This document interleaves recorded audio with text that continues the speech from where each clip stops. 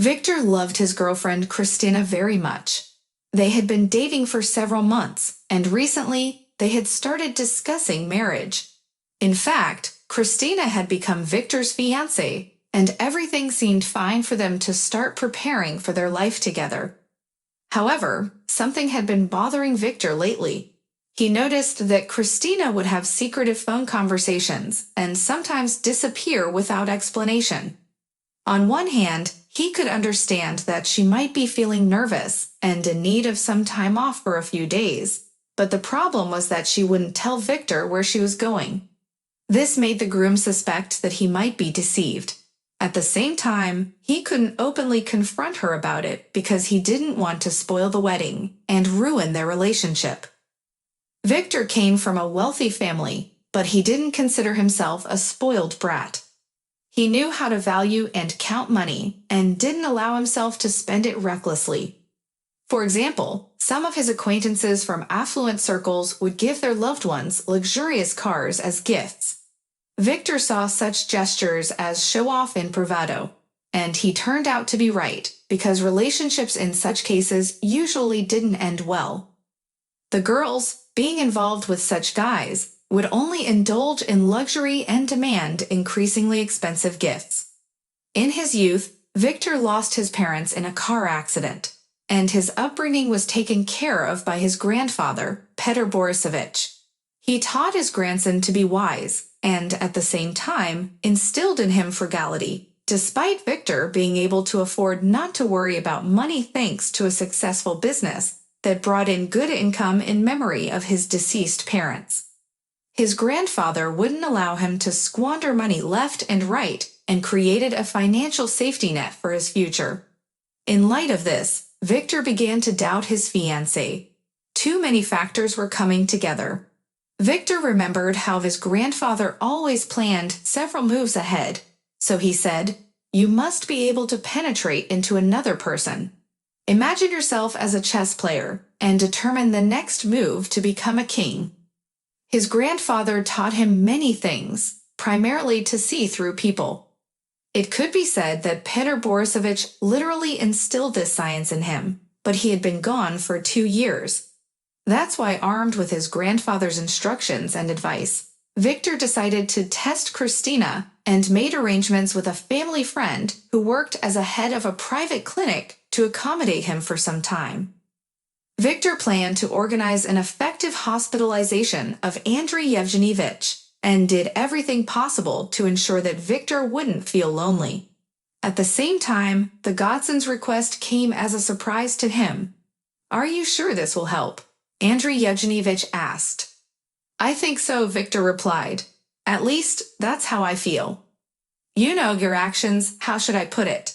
The head of the clinic wanted to continue but hesitated. "Well, don't finish it." Victor wanted to say something cynical, but instead, he said that word. "To be honest, yes," Andrei Yevgenyevich nodded. "I just haven't encountered such a situation. My Luba and I have been together for almost 30 years, and we've never had any reasons for mistrust." "Exactly, you've been together for 30 years, Victor supported him. "And I'm about to start a family, and I want to know if my bride has any secrets from me. I told you what's been happening with her lately, didn't I?" "Yes, I remember." The head of the clinic nodded. "Well, let's try as we agreed, but if anything goes wrong, it's not my fault. I don't want Christina to hate me for the rest of her life."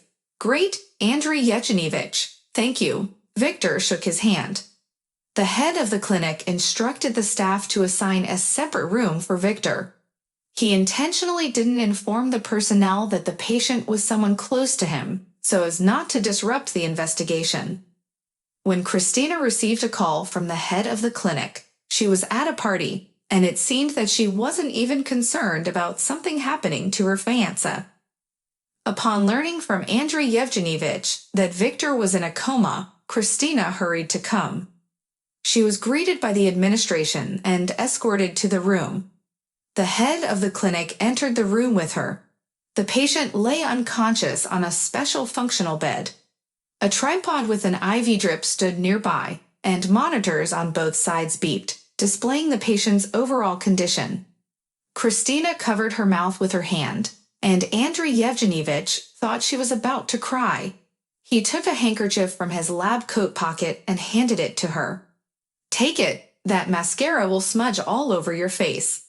"Thank you, I don't need it. I've already pulled myself together," Christina declined.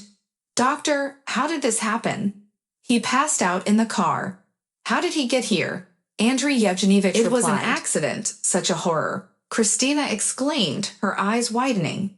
"No, there was no accident. Before losing consciousness, Victor managed to hit the brakes, and the car simply stopped in the middle of the road. Traffic police officers passing by discovered him." "Tell me, how long will he remain in this state?" Excitedly, Christina pointed at the sleeping Victor and asked, "Can't you tell me anything definite yet?" Andrei Yevgenyevich became flustered. "It all depends on the body and how effective our treatment will be, but at least be prepared, Christina. It could be a few days or even months," he shrugged, replying as the head of the clinic. "What a horror," Christina repeated. "We were planning to get married. I've already informed all our relatives that I'm getting married. What do we do now, doctor?" "Well, we just have to wait, my dear," Andrei Yevgenyevich replied, patting her shoulder. "Well then, I'll leave you alone. You probably need some time to think." Andrei Yevgenyevich glanced briefly at Victor, raised an eyebrow, and from that look, Victor almost gave himself away. He not only heard but also observed what was happening, trying to do so discreetly so that Christina wouldn't suspect anything. And when his godfather turned his gaze on him, he almost burst out laughing. It took great effort for him to continue pretending to be asleep. "Leave the room, Andrei Yevgenyevich," he sighed deeply to himself and said, "Just hope she doesn't notice anything." At that moment, a nurse happened to pass by and, hearing that the head of the clinic whispered something, cautiously asked, "Did you need something, Andrei Yevgenyevich?" "No, not yet. Go back to work." He waved his hand at her and went to his office. Alone in the room, Christina sat on the edge of the bed and took Victor's hand. She looked at him intently and smiled slightly. It may have been a defensive reaction. At least that's what Victor thought when he noticed the smile on her face. Continuing to play the role of a comatose person, he displayed remarkable acting skills. It was quite a feat to lie so still and not react to external stimuli. Christina tried to wake him up by pricking him with a pin. Victor could barely endure the pain. Not a single muscle twitched on his face, and his hand didn't flinch, as would usually happen to someone being pricked with a sharp object. No, Victor played his role brilliantly. All that was left was to wait for the next move from the bride-to-be, and she didn't keep him waiting for long. Christina took out her phone from her purse and started making a call. Victor strained his hearing, waiting for a response. The bride seemed to coo with the recipient of the call, saying, "Hi. Yes, I've missed you too. I wish we could be together already." Yes, the person on the other end seemed to respond positively, and Christina continued, "You won't believe it, darling, but that rich man ended up in the hospital by himself. I didn't even have to poison him." Victor almost broke character and jumped off the bed upon hearing such words from his bride. What he really didn't expect was his own death. It seemed that Christina had planned an attack on him and intended to use poison, but his coma had saved him from that execution. It was even terrifying to imagine what he would have had to endure. Victor's knees trembled under the covers, but thankfully Christina didn't notice because she continued talking on the phone. The situation was almost in the bag for the bride. All that was left was to arrange something with the nurse and inject something into the IV drip. Victor's heartbeat quickened, but luckily the machines only simulated functioning. Otherwise, Christina would have become alarmed and called the doctor. However, everything turned out fine, and Victor managed to calm his nerves. At the same time, he was shocked by the fact that his bride planned to use the nurse for murder. It seemed his suspicions about her were justified. It was good that he decided to pretend to be in a coma. It helped expose Christina.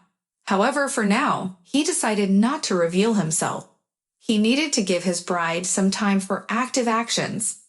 Christina finished the call, kissed him on the cheek, and left the room as if nothing had happened.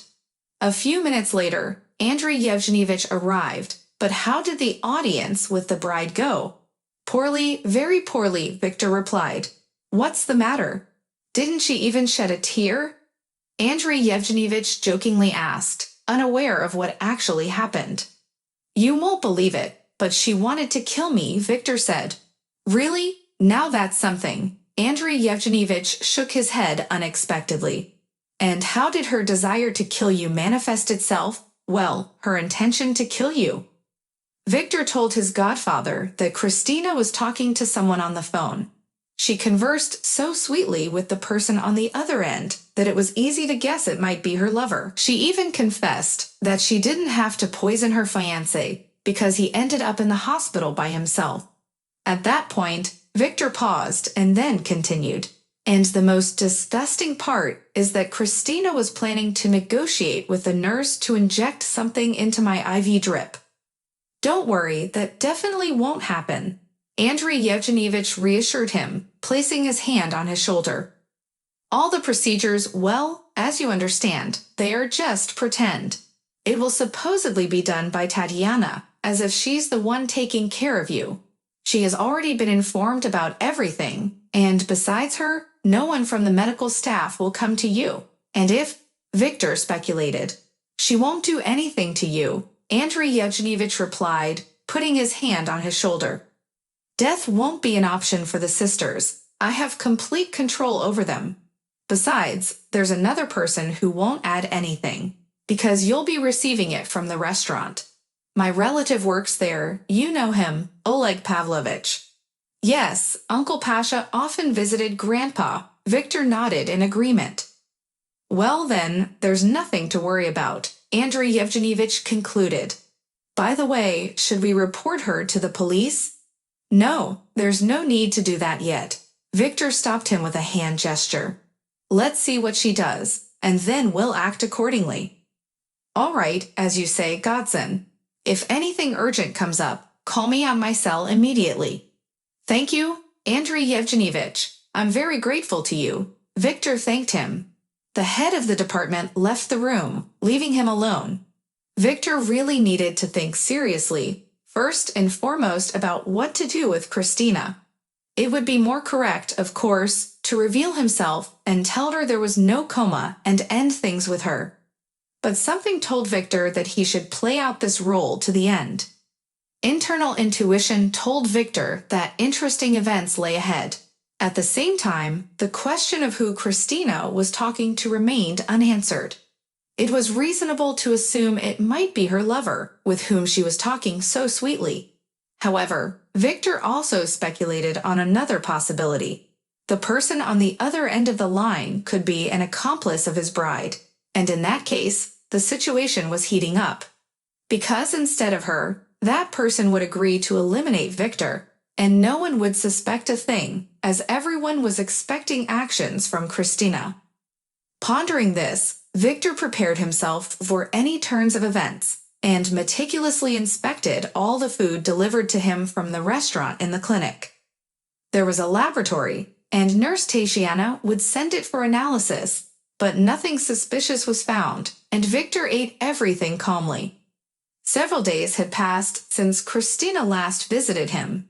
She hadn't shown up again, which made him think that his bride was plotting something. In the tedious anticipation of her next move, Victor decided to hire a detective. There was one agency in town where his acquaintance Dmitri worked. He arrived on the same day Victor called him.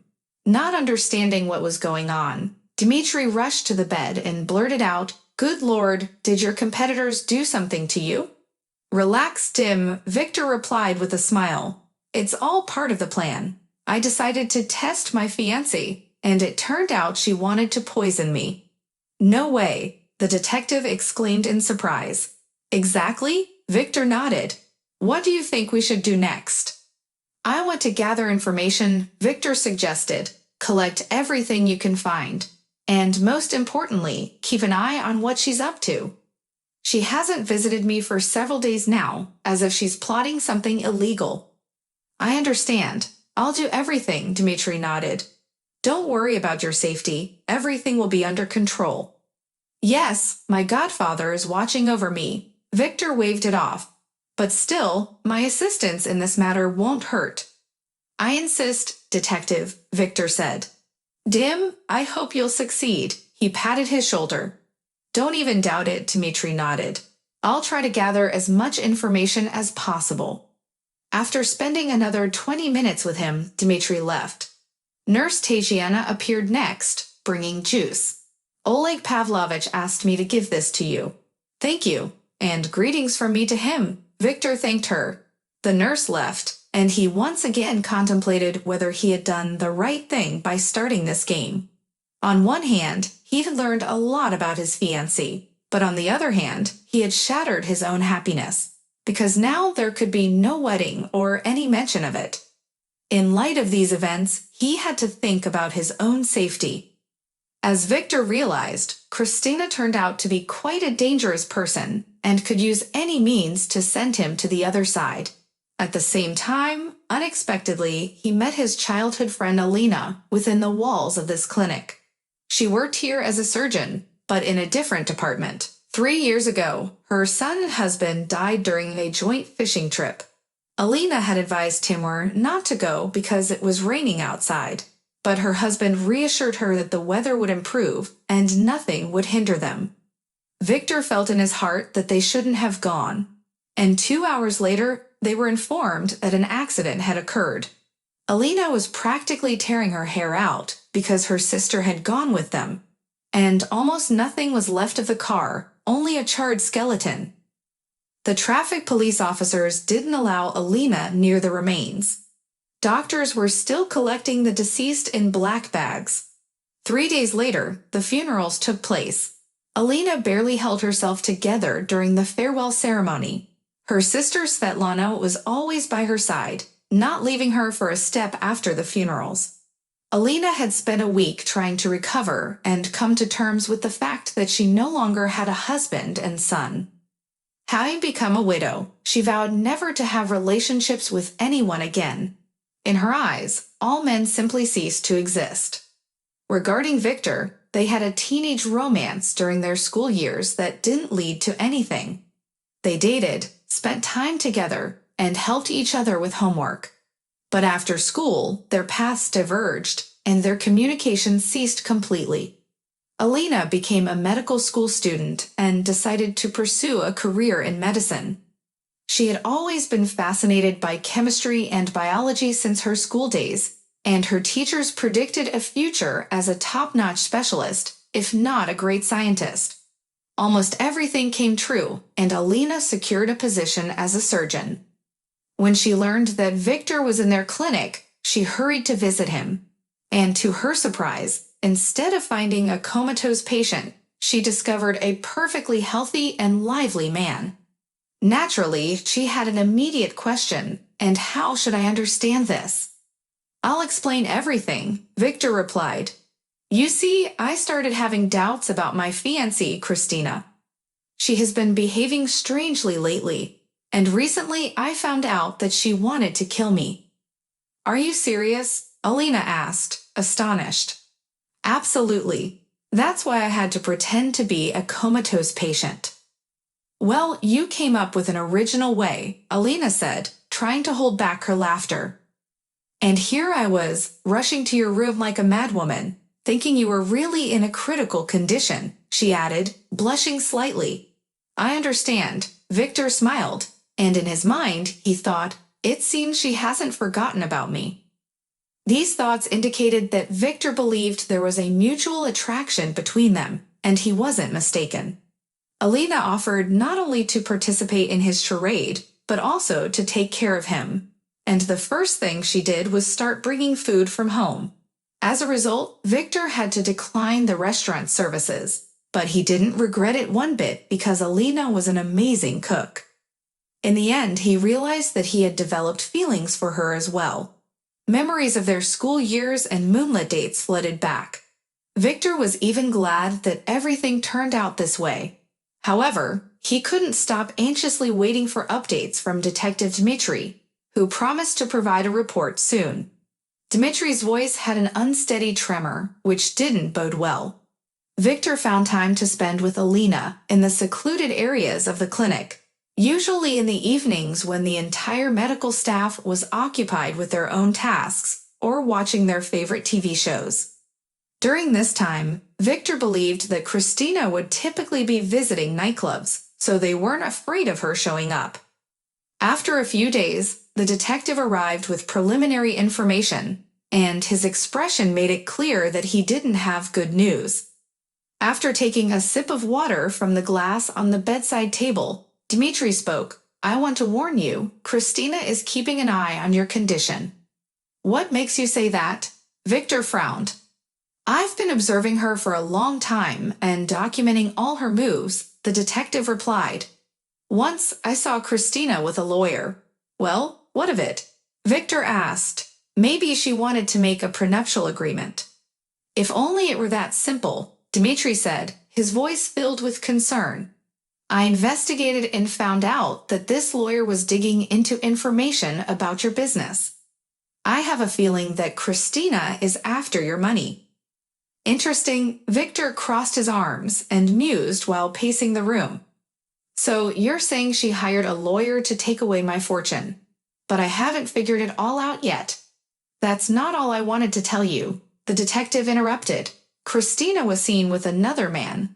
They were engaged in a lively discussion, but I couldn't hear what they were saying because I couldn't get close.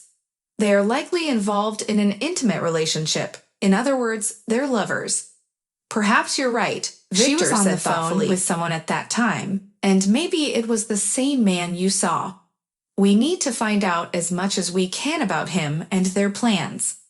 "I'm already working on it," the detective replied. "But it takes time. Christina rarely appears in public, and it's impossible to get close to her. She has become suspicious and constantly changes her routes." "Then she must be plotting something serious," Victor said. "You need to hurry, or we may be too late." The detective promised to speed up the investigation, but Victor was disappointed with the information he received. He didn't expect Christina to attempt taking away his business, especially considering she didn't know if her fiancé would return or not. The doctors had said it could take months. Christina must have decided to accelerate events to avoid ending up with nothing.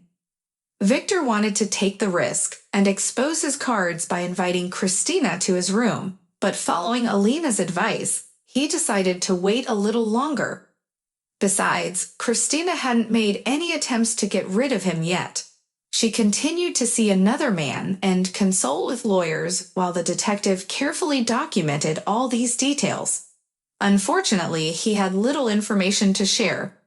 Several more days passed, and nobody bothered or killed him, or rather, no one came or attacked him. It seemed as though the bride and her lover had changed their minds. However, a sense of fear still lingered, and Victor expected a twist at any moment. Unable to bear it any longer, he decided to end this comedy by calling off the detective. Victor instructed Nurse Tatiana to call Christina and urgently summon her to the clinic. She was unhappy about having to interrupt important matters. She had just begun laying the groundwork to take over her fiancé's business, and now she received an urgent invitation to the clinic. Christina expected to see anything but Victor's resurrection. His return to reality was not part of her plans. Christina hoped that the doctors hadn't made a mistake, and that Victor should have spent at least a few months in a coma. With these thoughts in mind, she arrived at the clinic. She rudely swung open the door to the room and almost stumbled. Victor was lying on the bed with his eyes open, smiling, while a nurse adjusted his pillow. For a moment, Christina was speechless, not knowing what to say. Then Victor took charge of the situation and said, "Well, hello there, my dear. You must have missed me while I was forcibly asleep." "I can't believe my eyes. The wonders medicine can do," Christina managed to respond. "That's not all. I heard they're even resurrecting the dead," Victor decided to joke. But in my case, they wouldn't have had to do anything. Christina didn't understand what that meant. I wasn't in a coma, Victor replied.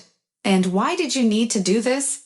You see, I had doubts about your trustworthiness. Victor continued his story. You frequently disappeared without explaining where and why, secretly talking to someone on the phone. Those were my personal matters, Christina tried to evade. Yes, that's true, Victor nodded. But lately there have been excessive expenses and suspicious actions on your part. So I decided to pretend to be a catatonic patient. He told her everything she already knew, especially about the phone call in the hospital room, the meetings with another man, and her attempts to take over his business, including her intention to poison Victor. Step by step, he presented the facts, confirming that he had been surveilling her. Christina could barely get a word in as Victor didn't give her a chance to speak. He was furious with her and didn't hold back. Finally, he finished presenting evidence of her infidelity and suspicious behavior. Taking a deep breath, Victor asked, "But now, what do you have to say about all of this?" Christina was initially taken aback, not expecting such assertiveness, but then she gathered herself. She straightened up and sharply replied, "I can say a lot if you're willing to listen." "Well, I'm all ears," Victor said, frowning. "Yes, you ruined my life," Christina began. "You broke everything. Look at you, not deserving to be a millionaire. Why is everything happening to you and not me?" After these words, Christina burst into tears and sat on the chair where the nurse had recently been sitting. Tatiana, who had stepped away from the bed, realized that Victor was no longer in danger, but as a precaution, she removed all sharp and cutting objects. She didn't completely close the door, still having some concerns. Meanwhile, Victor was in shock after listening to Christina's story. He couldn't believe that his deceased father turned out not to be his biological father. There had always been a certain strangeness in their appearances. His parents were both Victor blonde, didn't pay much attention to it at the time. On the other hand, there were relatives with a similar hair color, and Victor thought he inherited some genes from them. At that moment, it seemed that his bride wasn't lying when she told him about it. Victor got off the bed and approached Christina. "I didn't know," he said, placing his hand on her shoulder. "To be honest, I purposely looked for you to seek revenge. I had to pay to gather information and find out your exact location. After your father left with you to another city to start over and succeeded, he built a business, provided for you, but forgot about me," Victor replied, sighing heavily. "But let's not forget that you wanted to kill me. Forgive me, but I was on the edge," Victor tried to explain. "Christina, it was as if something took over me, and I didn't understand what I was doing. Thankfully, things didn't escalate too far because of the distance between us," she said, tears streaming down her face as she sat on a chair. Nurse Tatiana stepped away from the bed, realizing that Victor was no longer in danger, but as a precaution, she removed all sharp and cutting objects. She left them alone in the room, but didn't fully close the door, still harboring some concerns. Victor approached Christina, placing his hand on her shoulder. "I didn't know. Honestly, I deliberately sought you out for revenge. I had to pay to gather information and find out your exact location. But your father, he left with you to another city to start over, and he succeeded. He built a business, provided for you, but he forgot about me." Victor sighed heavily. "But let's not forget that you wanted to kill me. I'm sorry, but I was on the edge." Christina wiped her tears gently and asked Victor, "I will consult lawyers today to prepare the transfer of half of my fortune. But this is more than I had anticipated." Victor waved his hand dismissively. "I don't need anything that belongs to others. Besides, by law, you have the right to start a business. However, I have one request for you." "What is it?"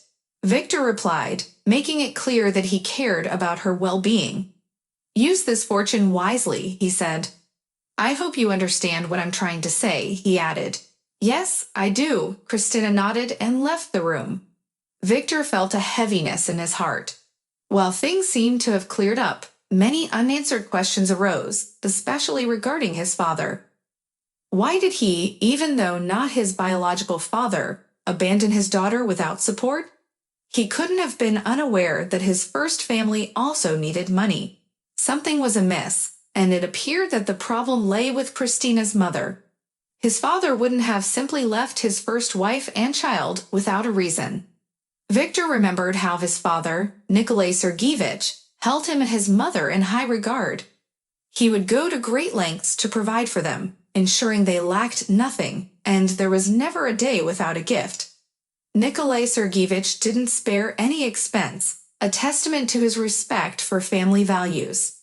Soon, lawyers prepared the necessary documents and called Victor. He went to the office, where Christina also arrived, alone without the man the detective had seen with her.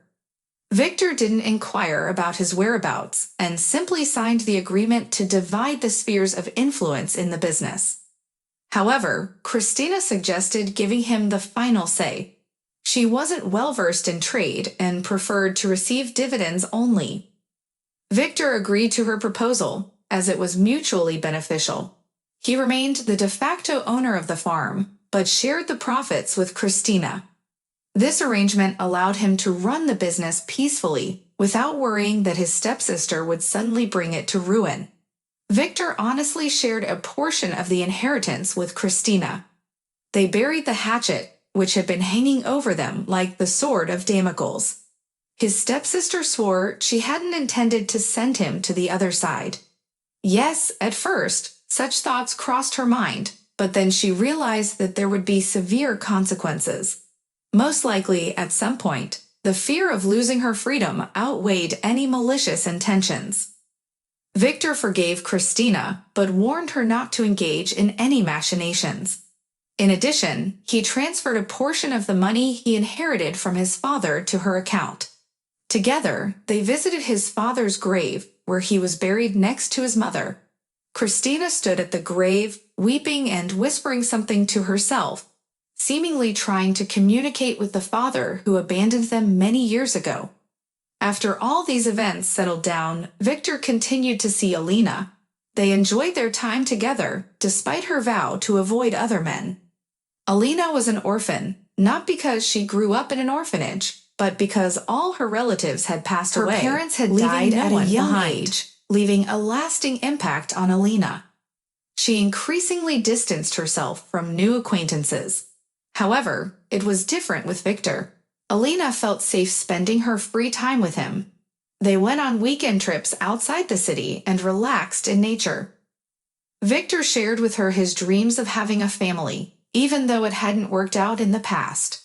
Essentially, he projected his thoughts onto his relationship with Alina. From an outsider's perspective, it seemed as if they hadn't lost each other at all, and this temporary break had tested their resilience. Nevertheless, the question of his true father tormented Victor. If Nikolai Sergeyevich became involved with his mother after Victor was already born, then who was his biological father? Why didn't his mother ever tell him anything about it? Of course, now no one could provide answers.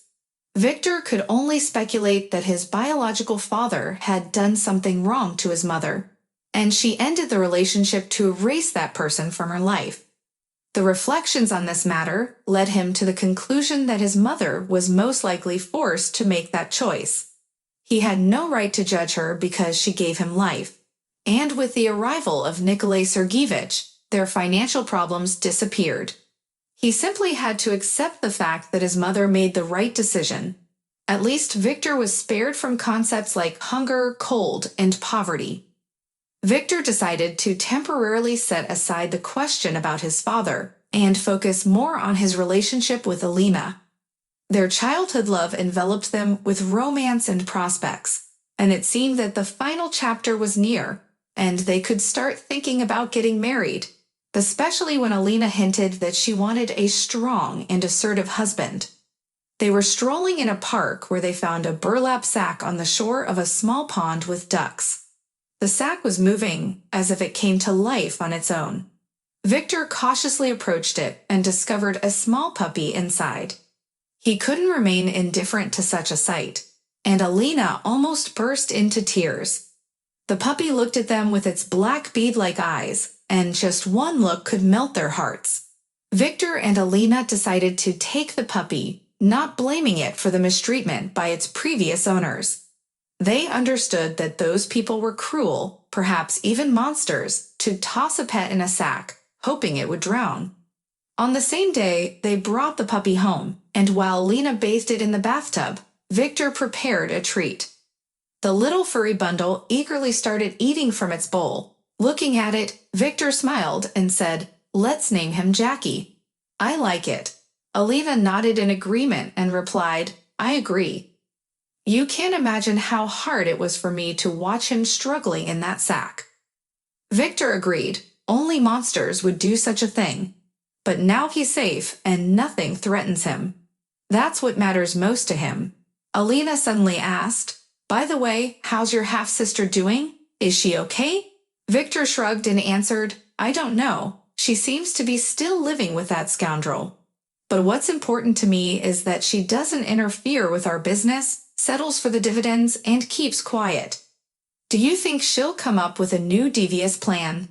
Alina shook her head and said, "No, Christina got what she wanted. Let's focus on our plans. I only see a family in my future. If you're thinking the same way," smiling, Victor replied, "I do, honestly." They supported each other, and their direction was clear, towards family happiness. They spent the entire day taking care of the puppy, getting him settled.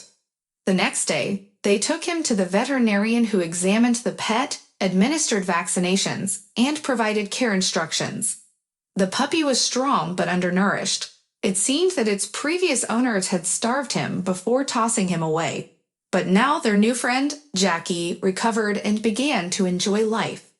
Alina, Victor, and little Jackie formed a warm and loving family.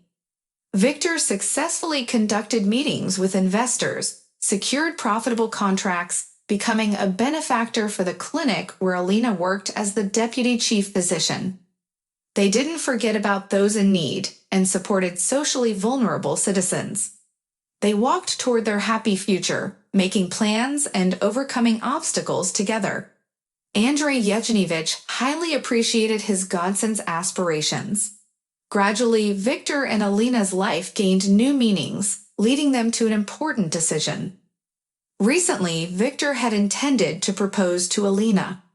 He had already bought engagement rings in advance and selected a country house as the location for the proposal. However, these plans had to be postponed because one day Alina came home feeling distraught. Victor set up a treat on the table and asked, "What happened? Do you have some problems at work?" Alina hesitantly replied, "I was powerless in the face of an unexpected situation." They brought a man straight from the streets to us. She continued to explain that she allowed the treatment of homeless individuals, and they almost threw the man out of the clinic. Alina had to argue with the chief physician about it, but she stood up for what she believed was right. Frowning, Victor asked, "What's wrong with him?" Alina explained that they found the man unconscious, and he urgently needed a blood transfusion. Victor exclaimed, "I have the same blood type." Surprised, Alina asked, "Are you serious?" Victor nodded affirmatively. "During my supposed stay at the clinic, I found out my blood group, and it matches his." Deciding to help, Victor offered to undergo an immediate blood transfusion procedure. The next day, they arrived together at the clinic. Victor was slightly nervous as it was his first transfusion, but he was confident in his decision to help. Before the transfusion began, he peeked into the room where the vagrant lay. The man looked unwell, with a pale face and hands covered in scabs. The transfusion procedure went smoothly, and a few hours later, Victor returned home. Alina stayed at the clinic, filling out paperwork. When she came home, she immediately asked Victor, "Don't you find it strange that our blood turned out to be similar?" Victor replied, "No, it doesn't seem strange. Such things happen in nature." They both realized that the blood-type coincidence had helped them assist this person.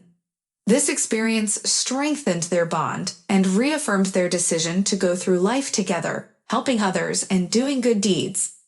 Shaking his head, Victor replied, "The man may think so, but it does seem peculiar."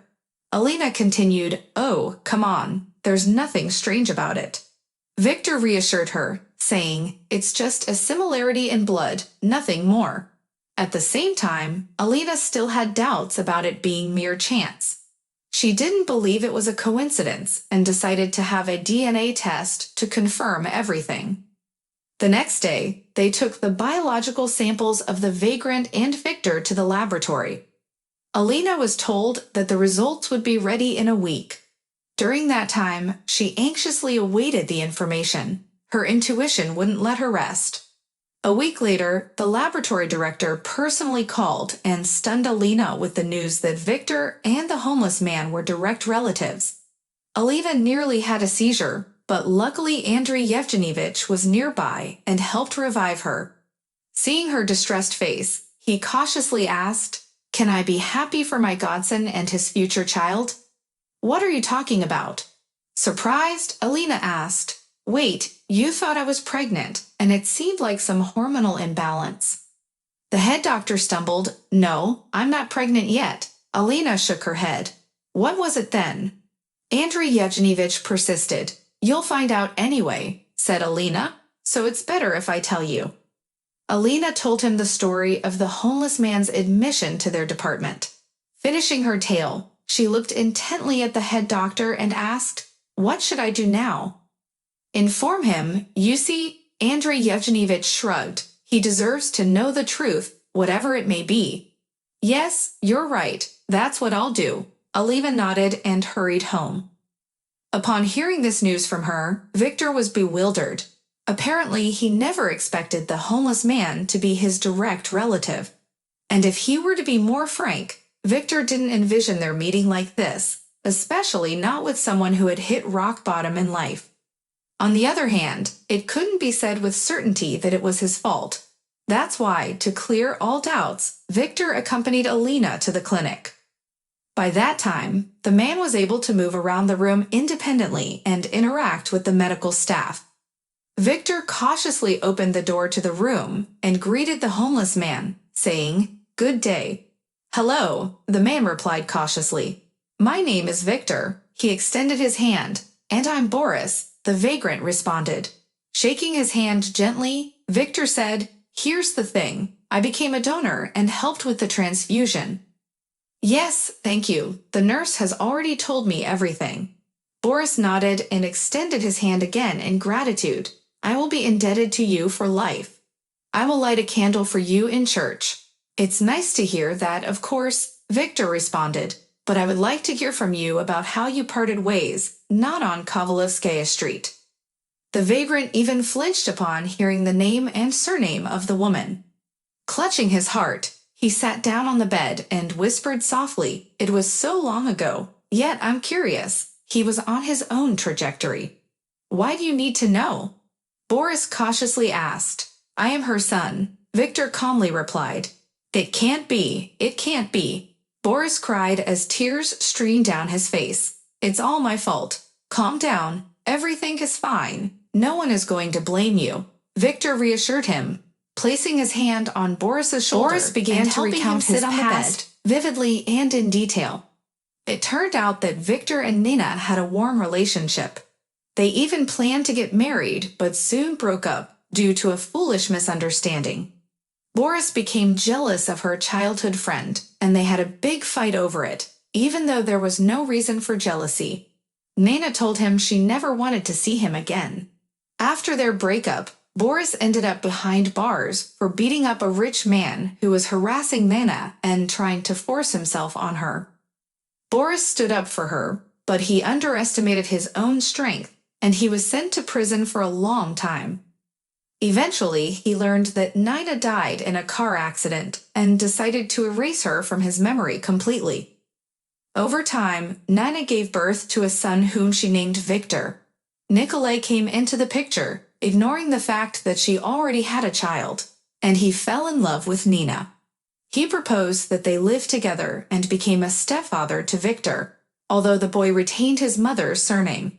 Nina was glad that the difficulties in her life were over, and she carefully hid Victor's true parentage from Nikolai. After his release from prison, Boris began rebuilding his life. He had no support from his deceased parents, and his relatives turned their backs on him. He found a job and tried to start anew. He didn't want to interfere with Nina's new family and kept his true paternity of Victor a secret from Nikolai. Victor had contemplated this matter many times and wanted to uncover all the pieces of the story to solve the puzzle of his past. Now he knew the truth about what had happened between his parents. He approached his father, stood up from the bed, and walked around the room. Alina stood near the window, watching him. Victor told his father that the past was behind them, and they needed to live in the present.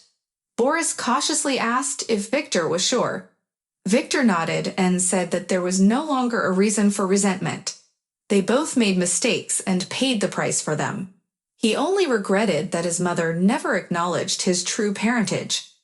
Boris shrugged and apologized to his son for not taking any action. Victor hugged his father tightly and said he had been waiting for this moment for so long.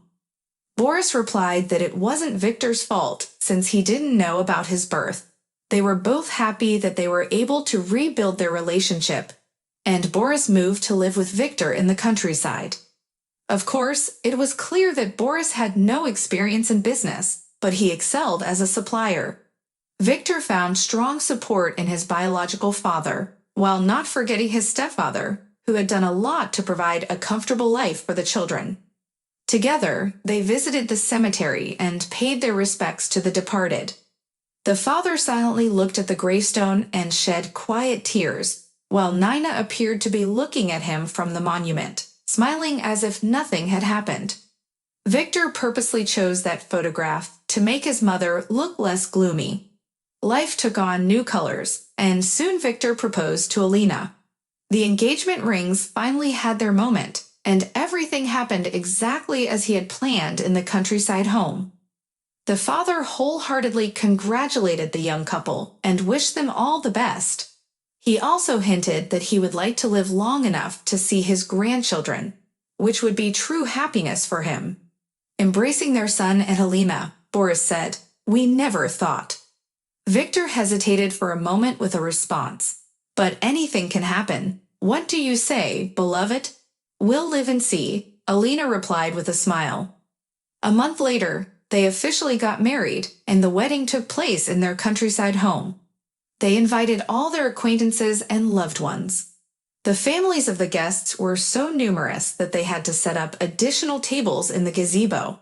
But this only made the wedding celebration even more magnificent. Victor and Alina were at the center of attention, receiving warm words of congratulations and generous gifts from the guests. And a couple of months later, Alina delighted the family with the news of her pregnancy. The men were overjoyed. If you enjoyed the story, I hope for your support with an upvote. Thank you and have a great day.